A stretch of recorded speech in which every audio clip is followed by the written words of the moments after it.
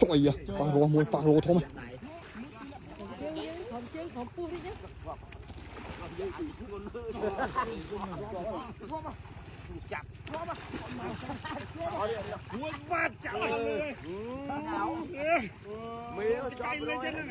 Thế vậy? Nhiều tê mà la đó bông luôn. Ai cái vào đâu luôn.